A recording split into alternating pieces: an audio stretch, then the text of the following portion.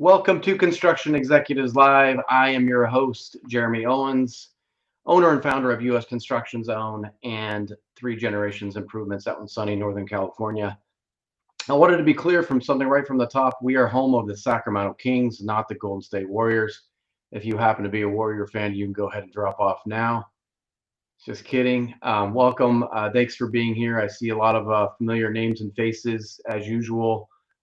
Thank you for tuning in. I know a lot of us are getting out of spring break and vacations and getting back to the grind. So welcome back to the grind with me, and thanks for taking some time out of your busy schedules to hang out.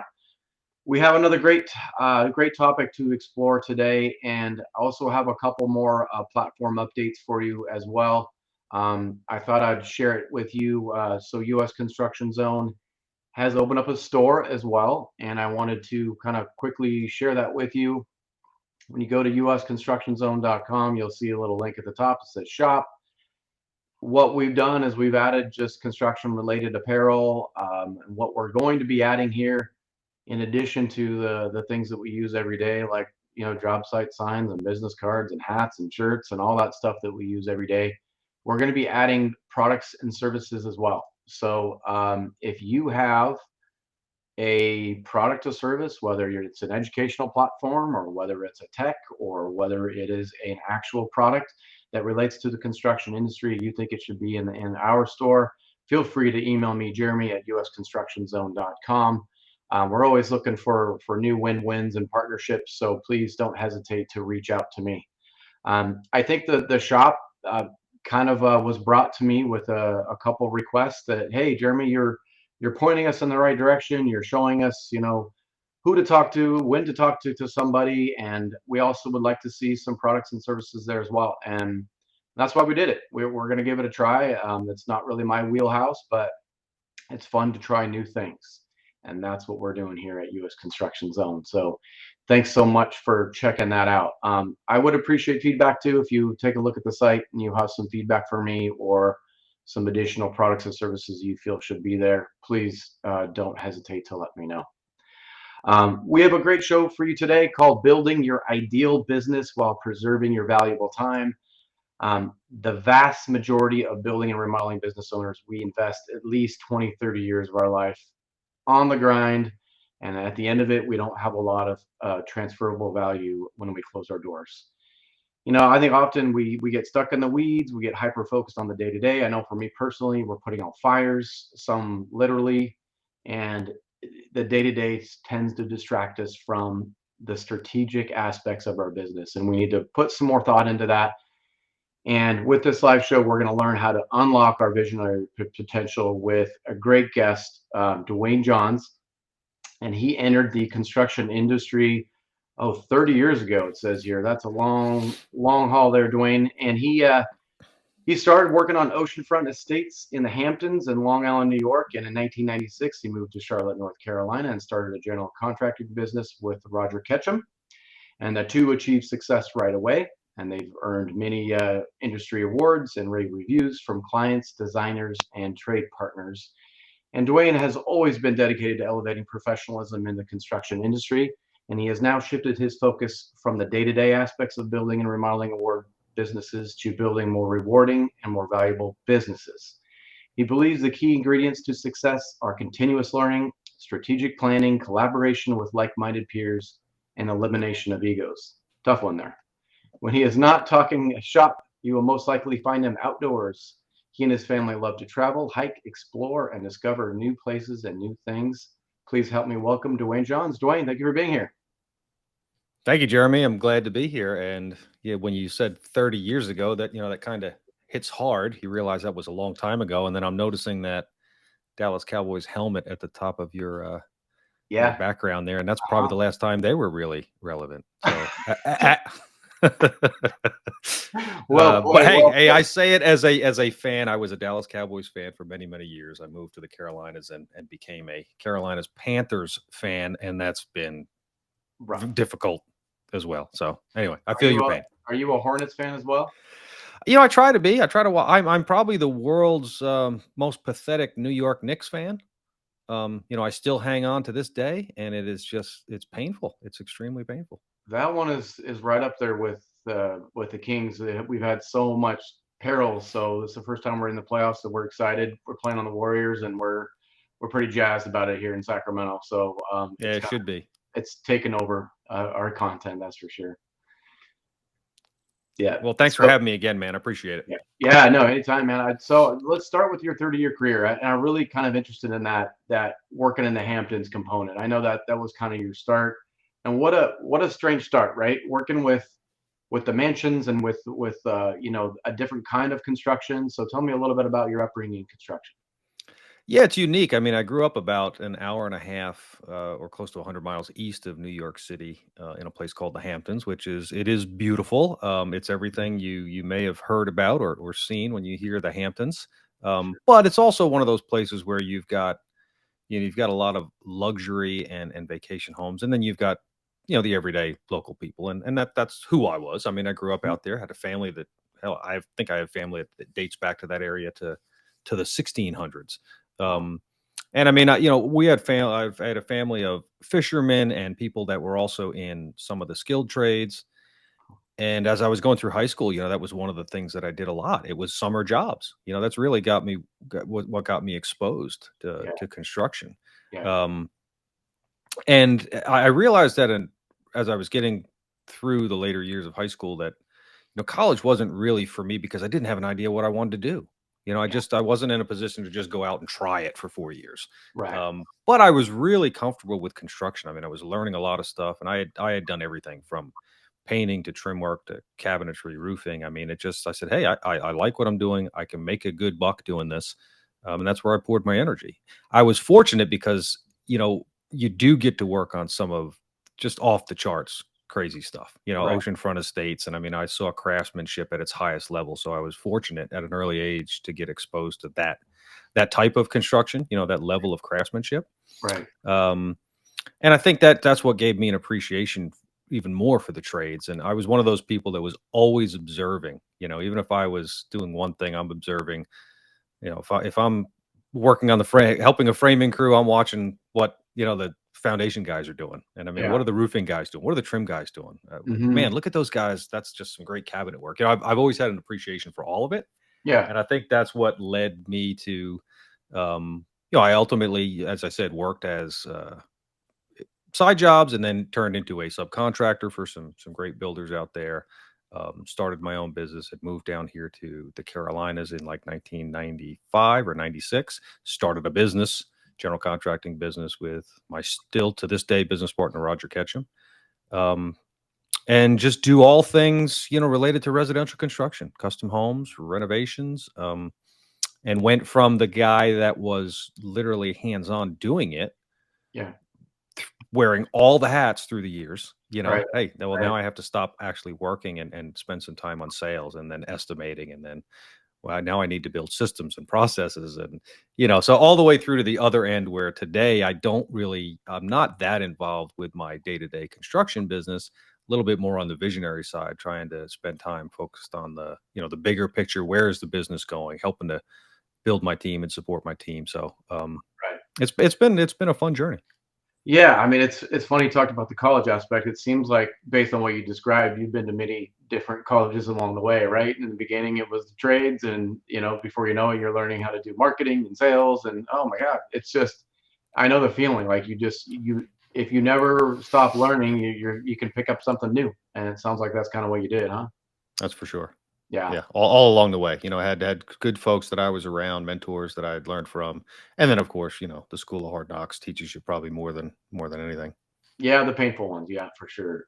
Yeah, it seems like you have a kind of a common theme too, that you have always enjoyed giving back to the industry that has given you so much. So where did that come from? I think when this goes back probably to the late 1990s, early 2000. I really started to get involved in groups like NARI, NAHB, Yeah, um, because there was, I was always one of my beliefs is there's just always a better way. right. Um, Yeah, always a better way to do stuff. And this is an industry that is slow to change, slow to embrace sure. new things. And I wanted to collaborate and see what other people were doing, and we all I think anybody that's in this industry also knows that there's a lot of people that and especially 30 years ago, Yeah. the sharing was not so much. I mean, you always had the one guy, the one Right. good builder or one good Sure. carpenter that was willing to share everything with you. Yeah. But everybody else was really kind of standoffish. It was go to work, do your job, Yeah. um, and a lot of fear of competition. And I think Yeah. that still lives to today. Yeah. So I started getting exposed to some of these industry groups and things like that, and that just started to connect me with other like-minded people. And that's when I realized, hey, the challenge here is for us to elevate ourselves, because the industry, it's viewed as I've got a builder friend that says, it's a shame that from the outside looking in, people say, well, when you fail at everything else, go try construction. Um, and that's just I've always wanted to fight that Yeah. uh, th- that perception, to where we can elevate ourselves to be professionals. I mean, all trades and everyone involved in this industry should be elevated to that level of professionalism. So, yeah, anything that I could ever do along the way. I mean, I've learned a lot from others, and if there's anything that I can do along the way to give back, that's what I want to do. So, Yeah. I mean, it's so true that that common theme about, you know, I hear it too. Oh yeah, go try construction then. And I also have heard what you said too about the competition. I think for those folks that have that fear of competition, usually they feel like they're on unstable ground themselves. Obviously, they have some self-esteem issues with themselves personally or their business. Like, hey, I can't give away a secret that could break me. And it seems like everyone was always thinking that if anybody hears how I'm doing it, they're going to copy me. And I think you're right. You have to get involved with those groups like Narian and HB to rub shoulders with like-minded people. Otherwise, typically you're going to run into people who don't want to share any secrets or how they do things. yeah, for sure.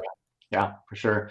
So, I mentioned on this podcast and on my live show several times that my favorite podcast is the Builder Nuggets podcast, and I think that I gravitate towards it because your content is very similar to mine. Like I said, it's very important topics, mental health and diversity, and the real issues that are kind of underlying a lot of the other issues in construction. So I've appreciated you and Dave Young's genuine, I think, desire to give back to the industry, and I think that's obviously is innate in you. That's definitely your kind of marching order right now. I also love collaboration over competition. I think it's so true. I think you're right that there's always a better way or somebody that can help you do it. Why not ask? And so, I had a couple questions about that. How did you meet Dave? And I think you said you're a couple seasons in. I imagine you've learned a ton from other owners, and I guess you love podcast days like I do. Yeah, Yeah, it's all part of this evolution that I've gone through the years. I mean, coming out of the downturn in 2008, I was really accelerated my thought of there's a better way to do this.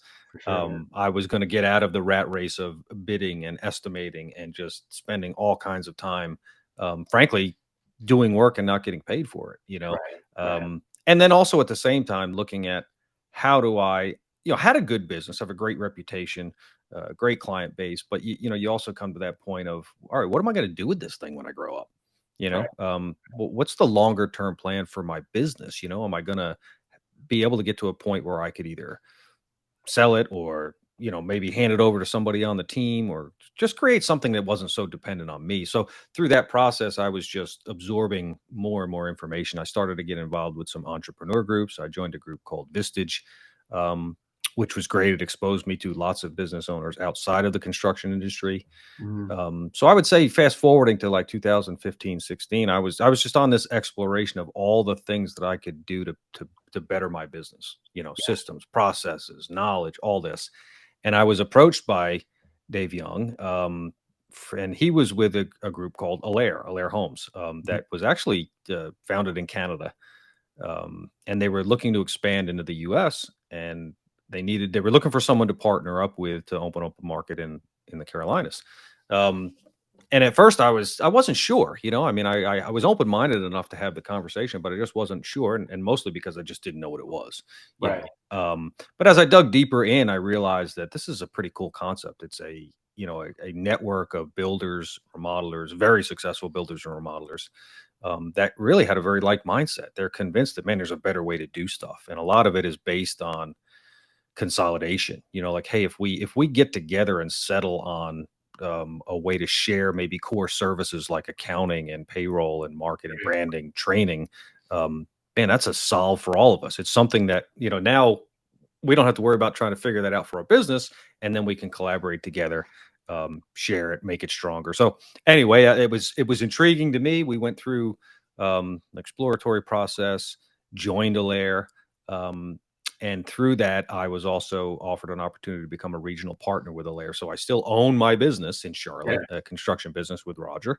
But I also now work to recruit other builders and remodelers that might be interested in what we're doing, and also act in a support role, almost like a business coach for them to help them grow their teams. Um, and it's a great culture. So through that, it's allowed me to get exposed to lots of other builders, remodelers, other industry leaders, Yeah. business coaches, consultants, and I've been able to go through the steps necessary to get myself to a point where I didn't have to be so involved in my business on a daily basis. Right. And of course, one of the things that I've wanted to do for a while is to kind of spread the message a little bit. I mean, Mm.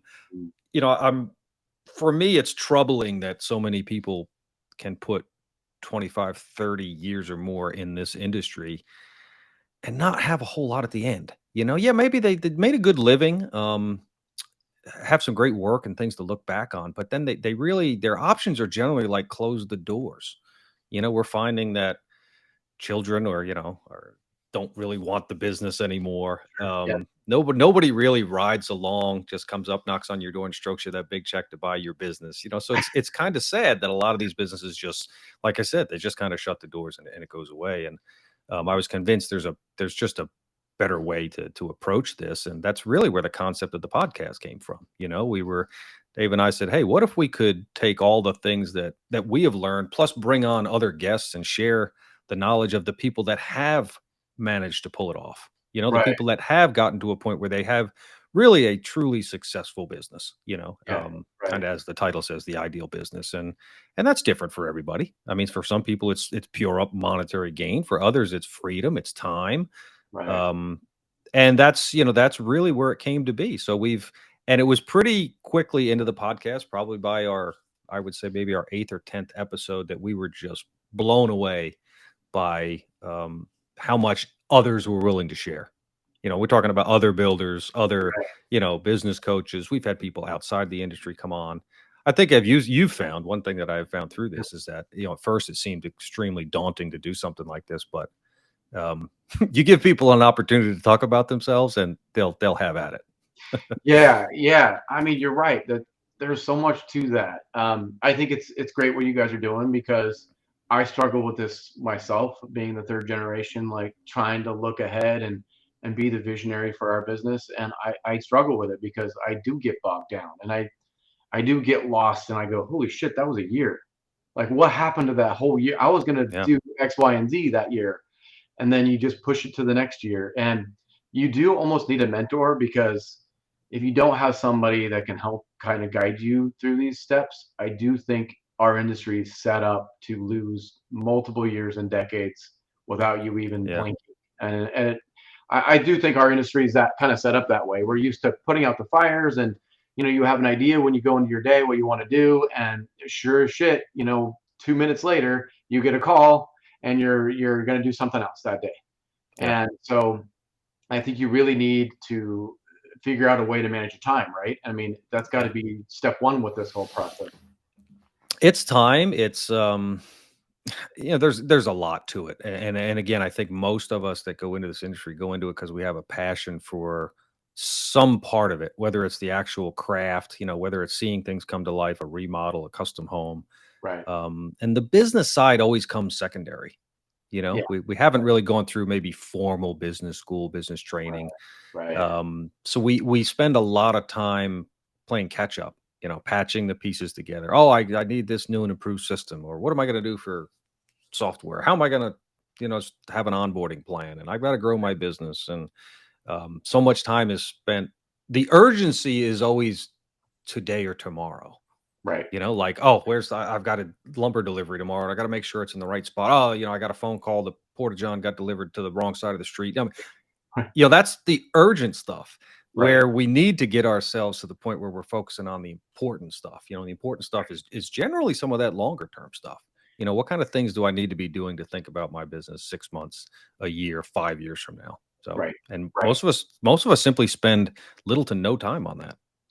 Yeah, and I think for me, and I know a lot of people are in my boat. I'm a bit of a control freak, right? So I don't love handing over big pieces of business to others. I have a hard time with it because I know how I would do it, and I know that it's a family business, and I know like, oh man, if I hand that over and they screw it up, then you're gonna get a crappy review, like something's gonna happen. So I think for me, I struggle with that aspect of like I need to be able to replace myself, and struggled with how to do that. So like I need a strategy session on just replacing me, please. Yeah. Well, it's getting it out of your head and getting it somewhere Yeah. where other people can understand it. Yeah. Yeah, yeah, totally. And I mean, I think starting with that, like, what does building your ideal business mean to you? Because I think, like you said, it's different for everybody. It's different for everybody. Something for me that really over the last couple of years has really resonated with me, and it's something that I said, "Wow, that was kind of like the 2x4 upside the head moment." Was I realized that as a business owner and as leaders, we where we should be spending the vast majority of our time is creating opportunities for other people.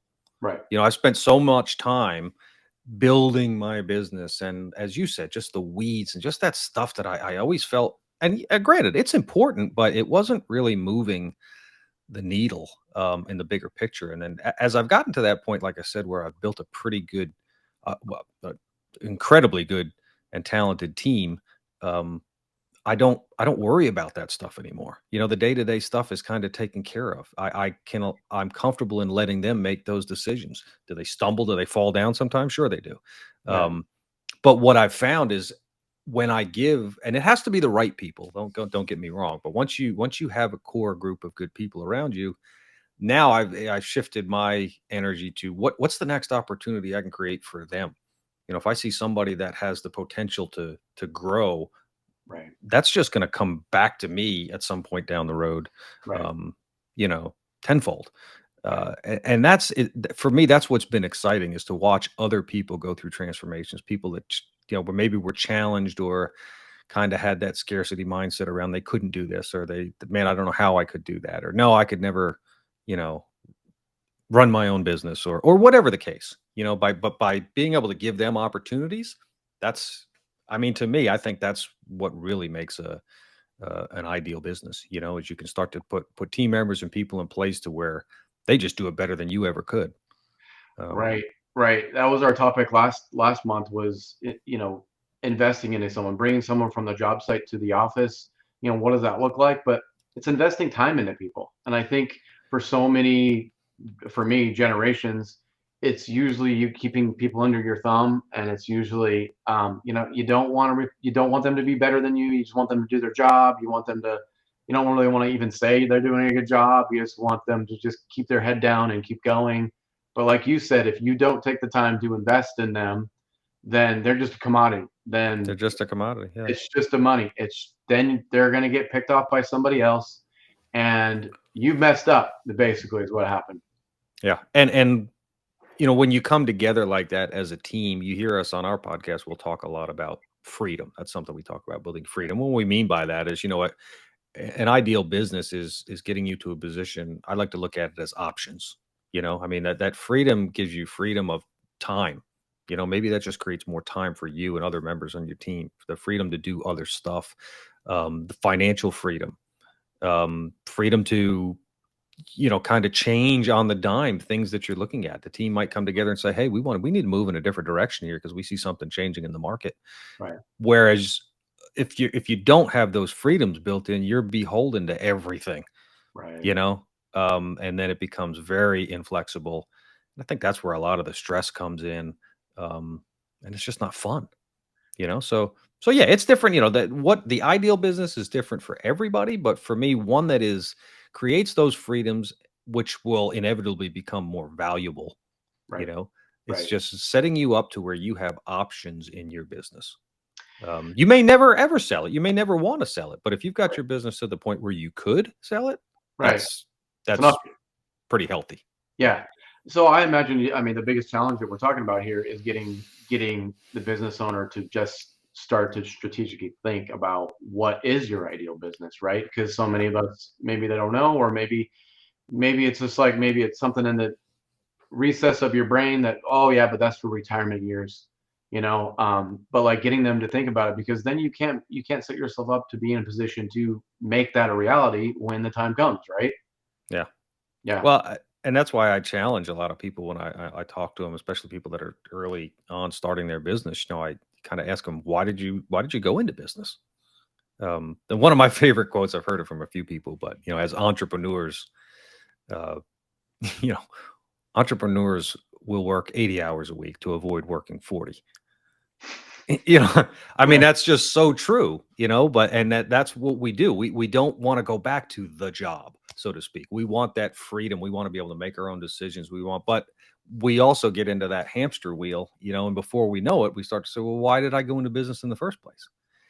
So I challenge everybody to really put a lot of effort into that. Think about what's the whole point of the business? Right. Where are you taking it? What is it going to do for you? What do you want out of this business 10, 20, 30 years from now? It's so Right. much easier to build towards that than to go the other way and then try to figure that out in the last few years. Right. I think You that's know, where most of us fall in that last section. And yeah. you talked about it before. Why is having a vision so important? A vision that's really where you're going. I like to look at it as, if you packed everybody on a bus or on a train, I mean, what would you do if you had no idea where you're going? You know, Right. Right. um, and there's various ways to do that, different exercises. You'll hear us talk a lot about EOS, the entrepreneur operating system. Big proponents of that. I got exposed to that probably about 10 years ago.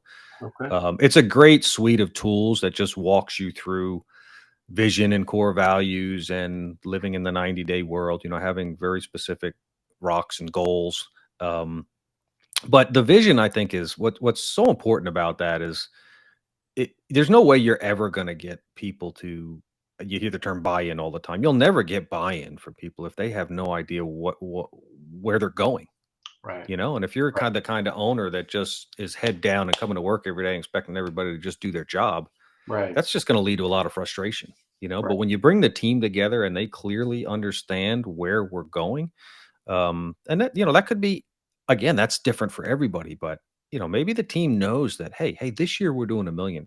We're going to do $3 million Right. next year. I want to be a 5 million or $10 million company in 5 years. And then, you know what, by 20 years, we're going to have multiple locations. And now sometimes that kind of thinking scares people because, again, it's back to that Yeah. scarcity mindset, Right. Sure. Sure. but think of how much that empowers your team. If you've got a team that's starting to say, wow, this is where we're going. I want to Right. be a part of that. I know that we're talking about working towards a company that, um, is creating that freedom of time for all of us. There's opportunities. I could have an opportunity to be invested in this business. Again, whatever that looks like for everybody, but having a vision of where you're going with the business is Yeah. just, there's no doubt it's one of the most important things there is. Do you Without it, you're recommend? without it, you're just coming to work every day. Yeah. Oh, 100%. Do you recommend having whatever this looks like as a team? Like, is this a retreat scenario where you're really open to feedback, or are you coming in as a business owner like this is our vision? You know what I mean? Because that's Yeah, I typically think, what happens, right? yeah. Well, there's a couple different ways to look at it because in one case it can be difficult if you're a small team, if it's just yourself or maybe just you and one other person. That can be a little difficult to go through deep exercises like this, Right. but the concepts are still the same. Right. But if you do have any sort of team, yeah, I do encourage people to go through it as a team exercise. Um, One of the things you might want to consider doing first is maybe even having some sort of personality profile or assessment done on everyone. I'm a big fan of Kolbe, Kolbe, Kolbe assessments. Um, it's very clear, but what they'll do is it'll quickly let you know what type of personality you are. Because some people are visionaries. Yeah. Big time visionaries. They can see into the future. They don't need a lot of information. They have a great idea. They're going to run with it. Others are not. They're just Right. not visionary thinkers at all. you Right. know? And Right. if you're not a visionary, you're going to have a really tough time painting a picture for the future of your business. So in that case, you might need a little help, you know? Right. Um, Something like EOS, you can self-implement. There's tools on the website to do that, but they also have like uh, professional implementers, people you could bring in as a third party to your company to help you go through this exercise of identifying, what your mission and vision are, core values. And what's cool though about doing it as a group is that you're not, and this is where that ego thing comes in that I talk about. I mean, I don't ultimately now I don't want this to be my vision. Right. Truthfully, I want this to be the teams coming together, and we have these healthy conversations around what is important to us, what's going to make a better business, and a shared vision that everybody's vested in it. So Right. Yeah, I think ego's a big one. Especially in construction, I think you know, a lot of us business owners have a big chip of it, and maybe that's the hustle to get where we got, or maybe that's partly because we have a lot of pride in the work we do, and like we see this from beginning to end and to completion, and there's like just a lot of ego involved, and I get it. I think a little slice of that is healthy, but I think getting people to put your ego aside and look at it as a team is difficult for a lot of folks.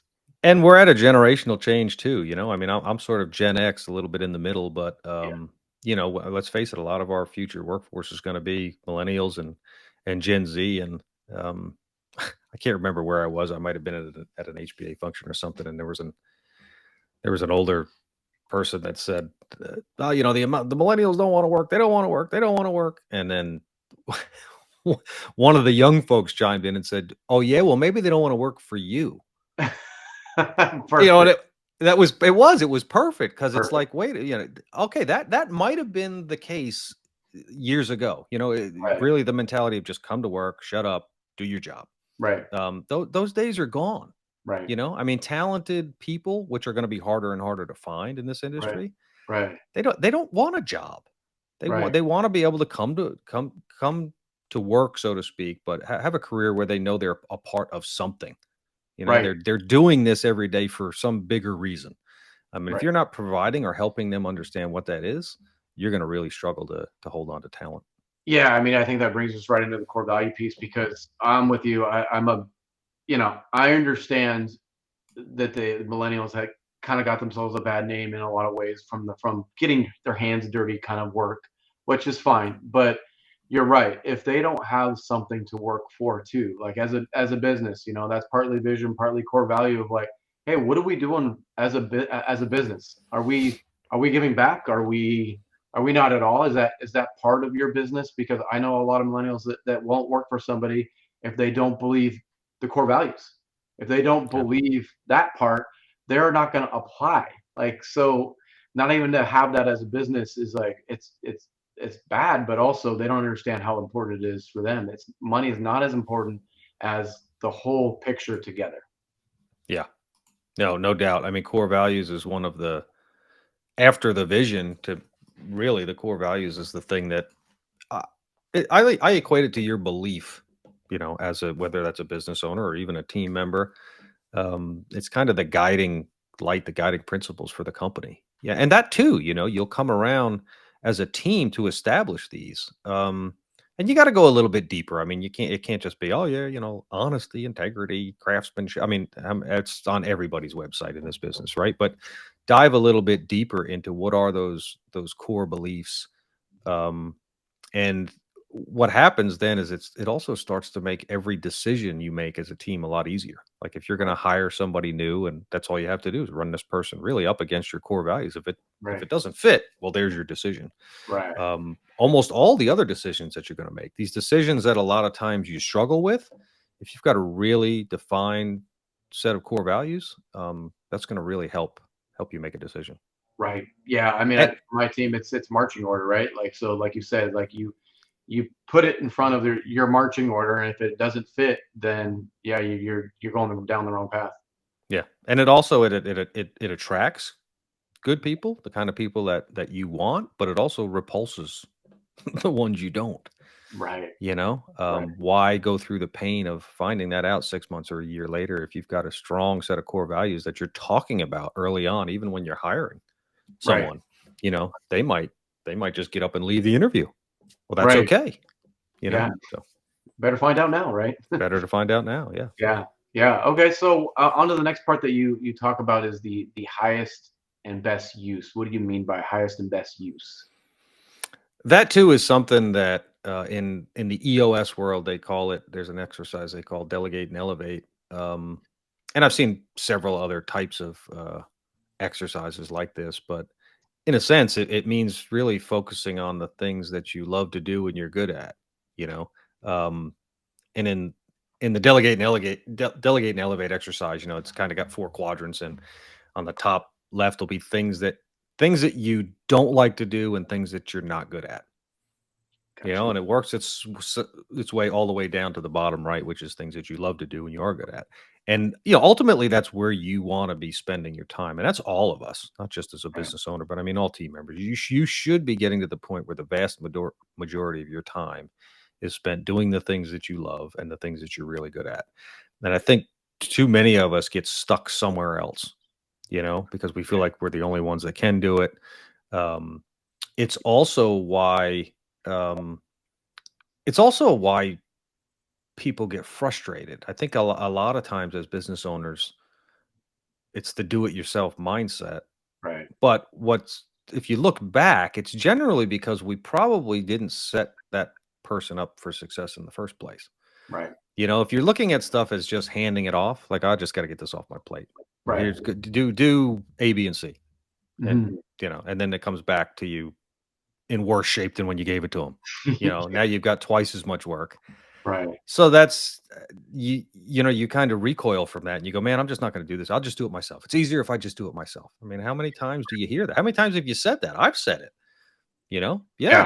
Yeah. 100%. But as you go through that exercise and start to really embrace that mindset of delegating and elevating people, you finding your highest and best use. So, and every individual needs to go through that exercise to understand what that is. Yeah.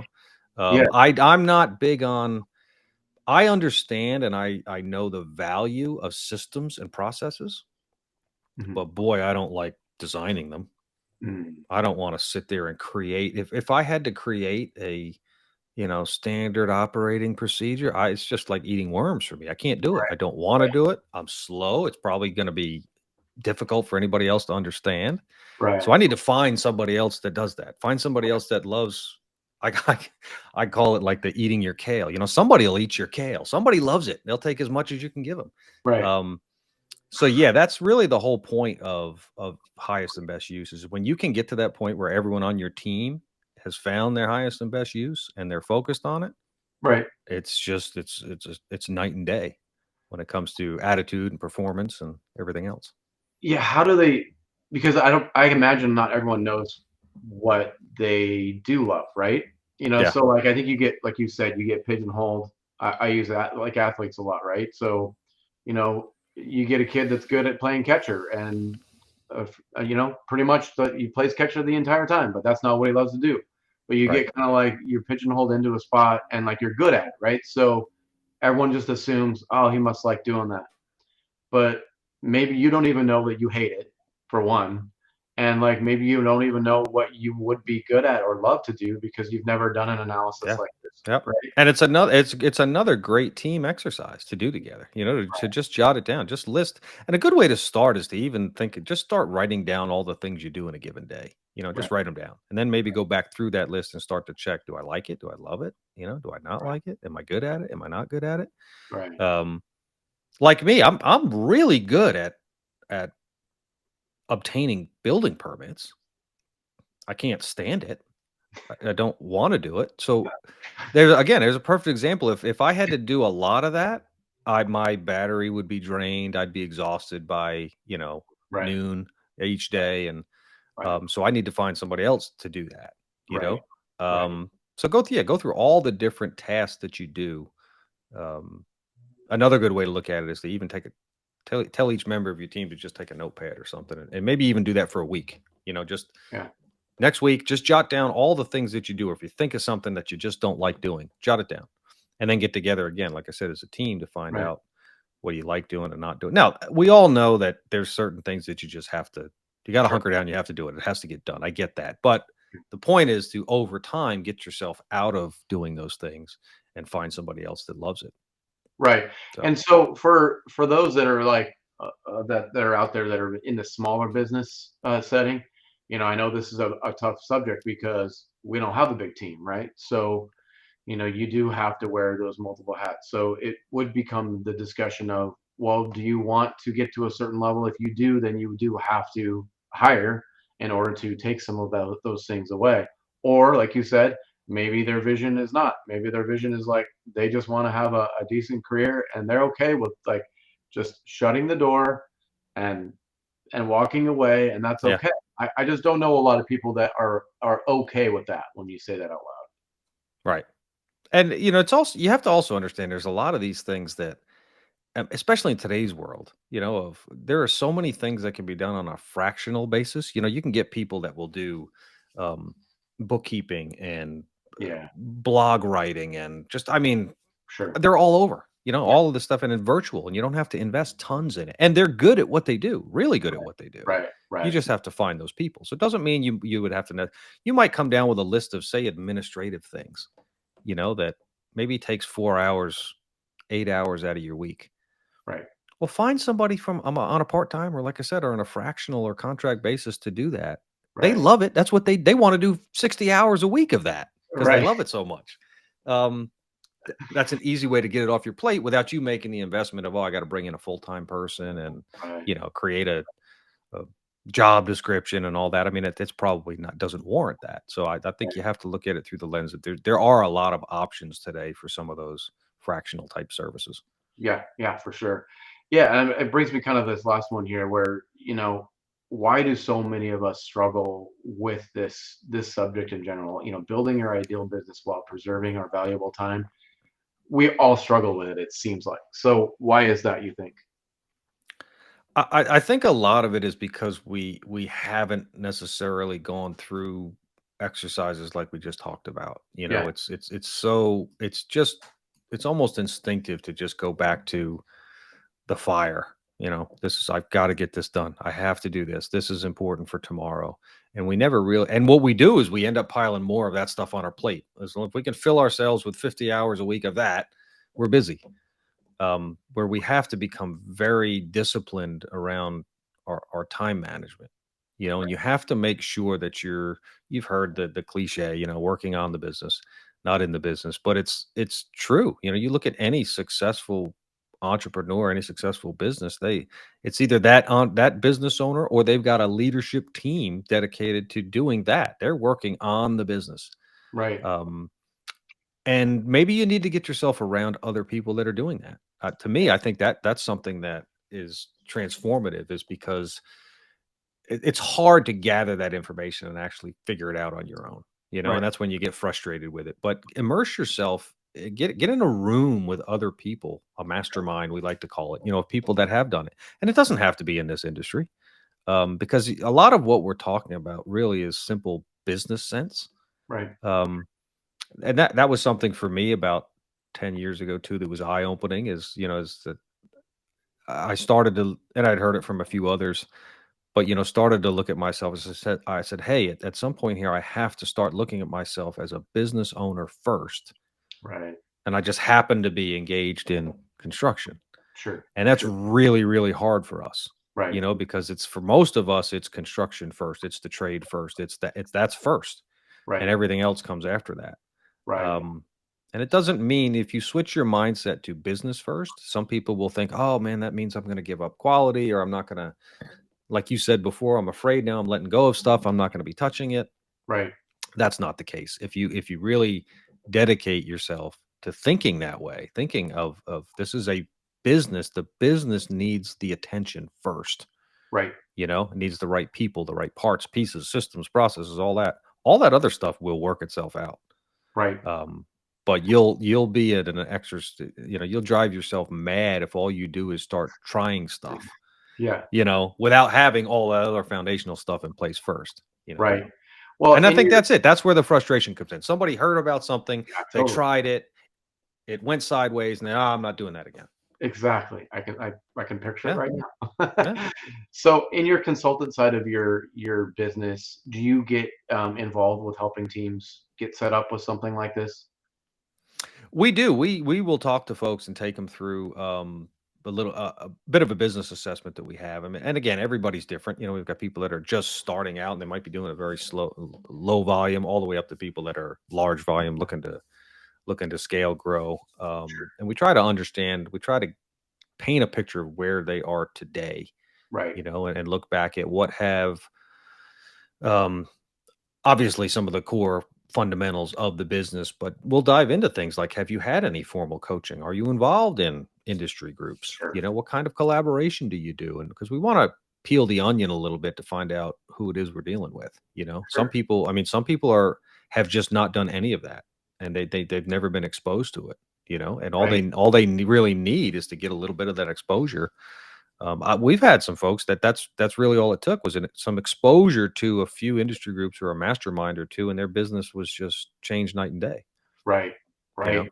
Yeah, I think that's maybe the people who need to hear this the most are the ones that aren't going to take the time to watch, right? Or to Yeah, tune because they are going to get bogged down. But you just hope that you have that like mentor or friend that can push you in the right direction, whether that's a Vistage group or whether that's a mastermind group or whether that's NARI or NAHB or just NARI, NAFV, you got yeah. Remodelers Advantage, and you've got Builder 20 groups. There's all sorts of stuff out there. I It's know, it's or yeah, yeah, or maybe it's pushing to someone to know, like now I know you, that you help with stuff like this, so I'm going to be able to push people in your direction. I think this is one that honestly I hear so often as a common struggle for us, and I imagine it is a little bit unique to construction because of the way we enter business usually. Like you said, we don't enter through a typical channel. We're not entering through a business school usually, or a lot of times it's like, oh crap, I'm gonna just go take my contractor's license.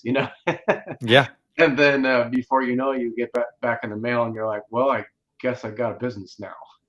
And then yeah. you figure it out as you go, and that's what we do. We build stuff, we figure it out, We and figure it out. we figure it Yeah, out. We're the best in the world at doing that. But I think that is also a struggle because there's a lot to figure out. And like especially with businesses, like you just think of the tax code and think of a PPP and ERC and all this shit that's coming at you. You're like there's so much to think there's about, so much. Yeah. And right? there's only again, that's back to the time thing. I think the time probably is the most valuable of all the things out there is time. Right. Um, and what you do with it is the most important. Right. You know, because Right. we're again, a lot of us are just it's inherent in us to just well, if I do a little more, you know, if I work a little harder, Right. um, that's that can be an endless loop. Right. So how do you recommend on that time management piece? Is it at the end of the day, take 2 hours, shut your phone off, and like let's go through this series of steps to be able to get you in the right direction, or what does that look like for a lot of folks? You know, for me, something that was, and this goes back almost 20 years ago. I was exposed to a time blocking. I guess it was like a seminar. I can't remember what it was. I think it was through some builder function, but somebody came in and really talked about time blocking at a very high level. Mm. Um, and I think that's when I look at people's schedules and I can just sometimes see people that the chaos that they're living in on a day to day basis, and everyone else has control of their schedule except them. Yeah. Um, and it's really hard, and people don't quite understand, or what I'll see too is people will grasp the concept. And again, the whole concept of time blocking is you have some very specific things set on your calendar that you're going to do. You know, all right, I've got 2 hours carved out on Thursday for, working on my sales process or whatever. Yeah. Um, where it falls short is people block the time, but then they don't protect it. They Oh, easily go, oh, yeah, I'll run out there and meet with that client or go do this. Or they something else. Again, that urgency trumps the importance, yeah. I you think you're know? talking to me on that last one. It's Yeah. hard. It's hard, but I I've, can block the things out and I have these yeah. great to-do lists and organizing, but yeah, I mean, it's that phone call that I picked up, and then it's the thought that I need to do it right this second. that kind of And thing. it's retraining yourself and it's training folks around you. I mean, when I first started doing it, man, I wasn't taking calls from certain people. Some of my project managers and site managers. I mean, I had to get it to the point where if it's not on fire, don't call me. Right. And yeah, okay, there was a few rough patches in the beginning, but you know what? It got to the point where they understood, hey, if you've got the information, if you've got access to figure this information out, I'm going to support you in making that decision. Right. Right. But I Right. had to, like I said, for the longest time, they would just come to me, come to me, come to me. And Right. and the worst thing, one of the worst to me, inventions in our industry was you remember the push to talk Nextel? Oh, Oh, there was horrible. no bigger distraction in this industry ever.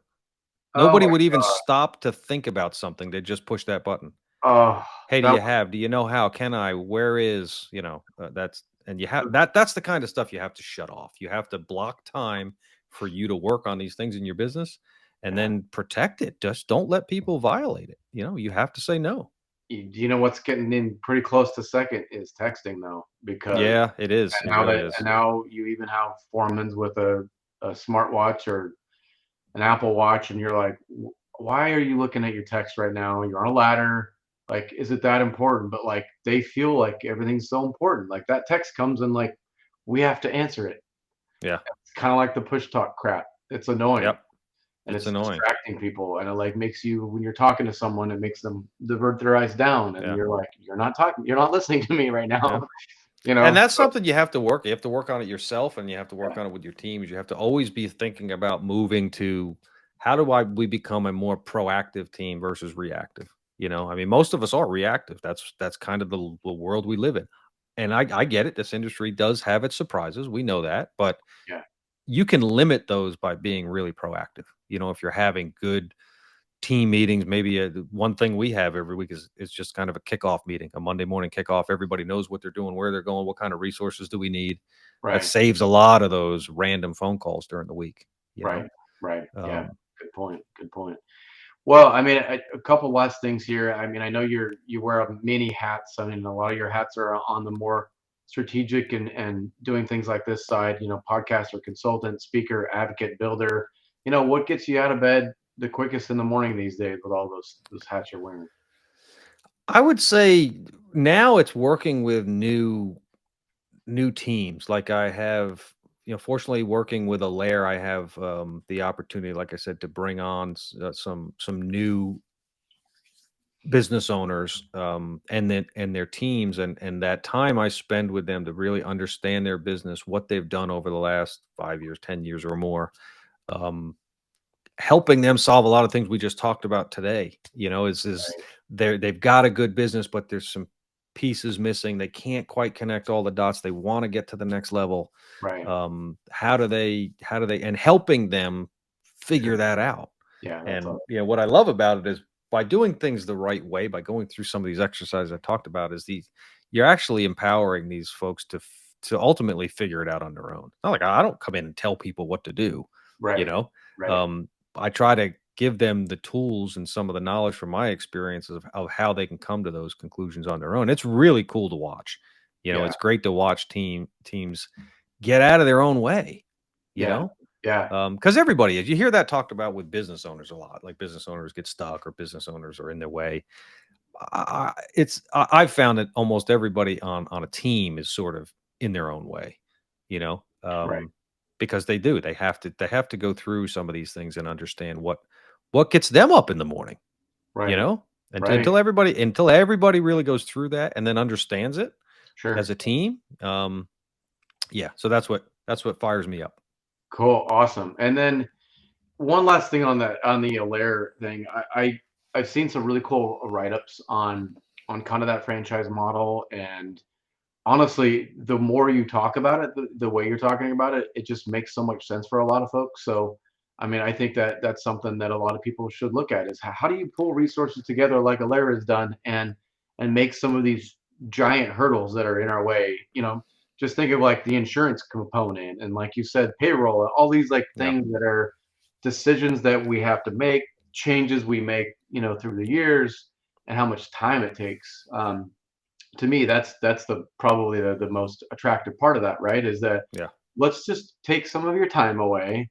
so that you can invest it in the big business part of it. Because I don't know, that's part of what bogs us down is just those day-to-day decisions too. Yeah, it's an interesting, it's an interesting business model, and what I think is most powerful about it. It's the tough part to explain. It's the culture, but the culture comes from what we're doing. It's just an incredible group of people, Yeah, and it's like anything else. I mean, there's all sorts of things out there that you can explore and learn about. To better yourself and better your business. right, This is just another one. And I right, mean, certainly, if anybody wants to reach out to me, I can let them know more about it. But yeah, really, what we've done is it's the consolidation play is the big thing. Because you look across all industries out there, the automaking industry. I mean, chain stores, lumber yards. Every business out there has consolidated to some form or fashion, but that has not happened in residential construction. Just doesn't happen. right, Um, Now, that doesn't mean you have to be gobbled up by some big entity, and right, but what it does mean is you can start to utilize some of those benefits and powers of a bigger team. And that's what we've done. We've gotten together and said, hey, if we bring the best and brightest together and we just share our knowledge as much as we can, yeah, and then share some common, as I said, core things behind the scenes. right, I mean, at the end of the day, we all know we need really, really good accounting. We want more than bookkeeping. We don't all just want to flounder around trying to figure out how to use our QuickBooks program. We want world-class accounting, right, but that's hard to do maybe for any one-off company. But if together, we say, hey, let's share this service and support this service, that's powerful. And we do that with all, a lot of the other core services within the business. So it allows us as business owners to focus on the things that we think are important, which is, building relationships and then building custom homes or renovations. right, So right. yeah, by the collaboration is off the charts with a layer, and it solves a lot of those things that people are out there trying to do all the time. Find a Yeah, new system, find a new process, develop this, grow my team, training. right. I equate it to, when I was looking at it and considering it, I said, I would rather use the mousetrap than spend my time building the mousetrap. Yeah, yeah, yeah. So well said. It was Well, frustrating for me. That's something that really was frustrating me, was, yeah, trying to assemble all the parts and pieces. And it was just, yeah. Crazy. Yeah, it's like going to shop at IKEA and yeah. IKEA business. Yeah, for sure. Well, so how do people get a hold of you best, Duane? If they want to talk about a layer, they want to talk about your consulting work. What? The best way, the easiest way is probably to find me through the Builder Nuggets platform. You Okay, can go to buildernuggets.com, and it's got all okay, the information about the podcast. Plus, it's got my bio and contact information on there. okay. Builder Nuggets on Facebook, Instagram, and wherever you listen to podcasts as well. So Awesome. Well, as I'm a big fan, I have been for a long time. Thank you for what you do for the industry and for the time that you invest doing things like this. I'm getting people to the next level of success, not only in business but really just life, like making people happier in our industry. So for that, I thank you.